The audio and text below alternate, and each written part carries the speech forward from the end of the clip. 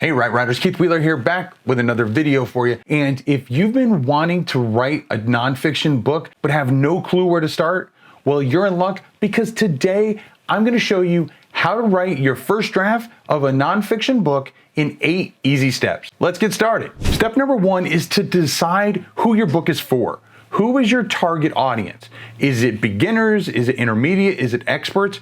You want to make sure that you know exactly who you're writing this book for, so that way the other steps will fall into place a lot easier. Step number 2 is to make a list of 10 questions or more that you typically get from your target audience about your topic. Now, if your particular topic, you don't get that many questions or any questions because maybe your business is, if it's your business, it's something that you don't get asked a lot of questions about, or maybe it's not your business, but it's a hobby that you have. So again, you don't get a lot of questions. That's fine. Write down the questions that you do get, and we'll cover the rest on step number 3. So step number 3 is going to be, you're going to make a list of 10 or more things that you wish your target audience knew about your topic. So again, in step 2, maybe you only had a couple questions, maybe none. That's fine. This is where you kind of make up for that. Well, here we are. We're on step number 4. That's right. We're already halfway done with our 8 easy steps, and we're hardly a few minutes in. So step number 4 is to take the list that you made from step 2 and the list that you made from step 3 and combine them. Because these questions and statements that you've collected over step 2 and 3, these are going to be your potential chapters for your book. All right, so now we are on step number 5.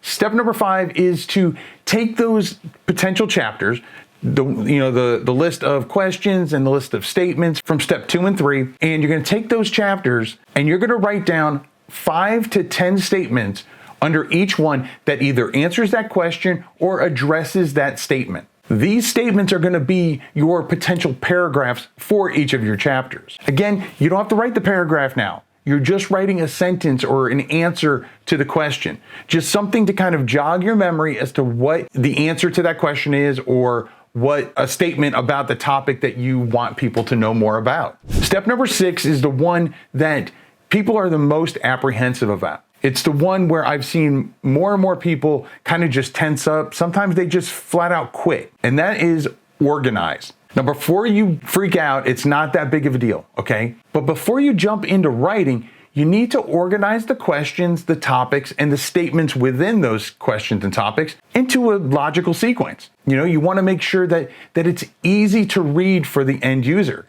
Because if it jumps around a lot, then they're going to get confused and probably just put your book down and may even leave you a negative review. So you want to make sure that you look at the questions and the statements and the little paragraph things that we talked about in step 5, that you look at those and you figure out what is a good logical order to all of them. And if you can come up with a transition from one to the other, even better. All right, we're now moving on to step number 7.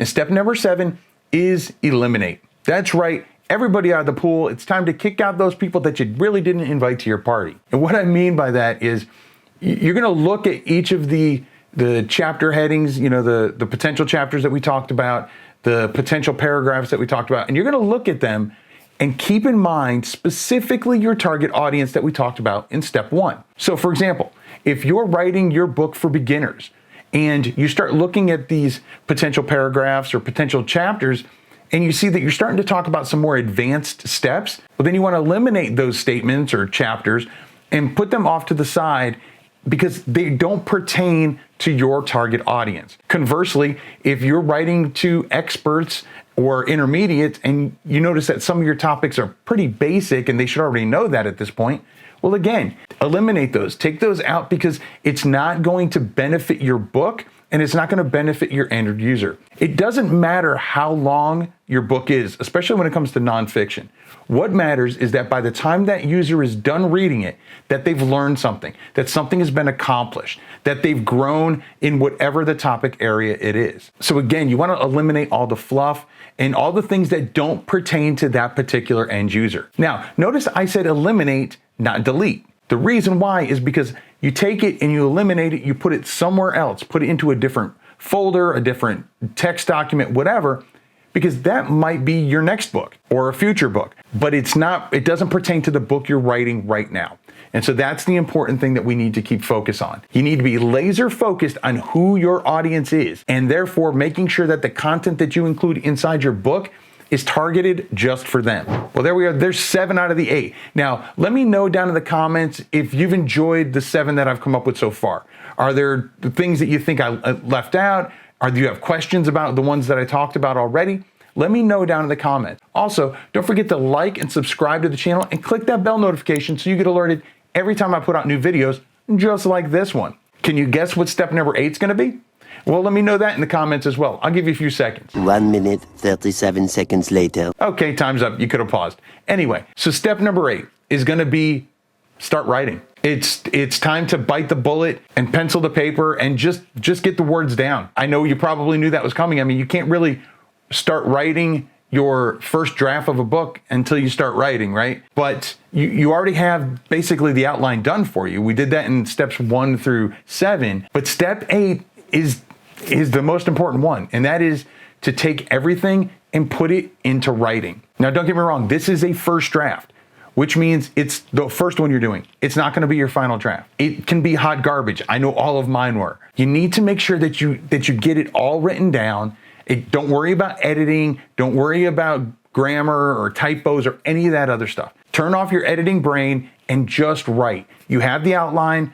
Now take it from there. Write, extend the paragraphs, extend the chapters, whatever you need to do. You can worry about editing later on. That can be, for draft 2 and 3 and whatever. Again, nobody else is probably going to see your first draft but you. So just get it down on paper. There's nothing more rewarding than seeing the ideas that you have come to fruition on paper. So again, step number 8 is to just bite the bullet and start writing. Now, I know one question that some people might be asking, and that is, what if I don't know what I want to write about? Maybe you've got some ideas, but you don't know which ones are going to be profitable, or you don't know, if you even know enough about it or whatever. Well, I'll tell you what, I've got a video right here, fairly short, that I did where I show you 3 steps on finding a profitable niche. So if you don't know what your topic's going to be, you want to check that video out. But if you've already seen it, or you know what your topic's going to be about, well, then YouTube says that this video right here has got your name written all over it. I'll catch you inside one of those videos, and remember to write right.